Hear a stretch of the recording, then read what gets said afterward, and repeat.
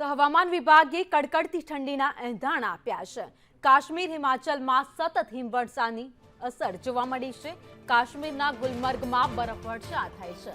લદ્દાખના જોજીલા પાસ પર બરફ જામી ગયા છે, બરફના થડ જામી ગયા છે। હિમાચલ પ્રદેશમાં ઊંચા પહાડી વિસ્તારોમાં સતત બરફવર્ષા થઈ રહી છે। અનેક સ્થળે સરોવર, નદી, ઝરણા થીજી ગયા છે। શ્રીનગરમાં લઘુત્તમ તાપમાન 4 ડિગ્રીએ પહોંચ્યું છે, ત્યારે પહેલગામમાં 0.3 ડિગ્રી, ગુલમર્ગમાં 0.5 ડિગ્રી તાપમાન નોંધાયું છે।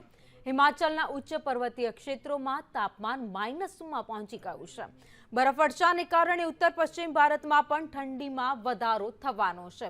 એટલે કે જે રીતે અત્યારે બરફવર્ષાની શરૂઆત થઈ ગઈ છે, ત્યારબાદ હવે અન્ય રાજ્યોમાં પણ ગુલાબી ઠંડી મહેસૂસ થઈ રહી છે। જો કે આગામી સમયમાં કડકડતી ઠંડીનો સામનો પણ લોકોએ કરવો પડશે તેવી હવામાન વિભાગે આગાહી કરી છે।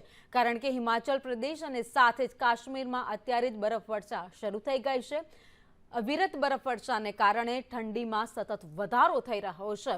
કેટલાક વિસ્તાર એવા છે જ્યાં બરફના થડ જામી ગયા છે, જેને જોતા હવામાન વિભાગે આગાહી કરી છે કે આ સિઝનમાં ઠંડી વધારે પડી શકે છે।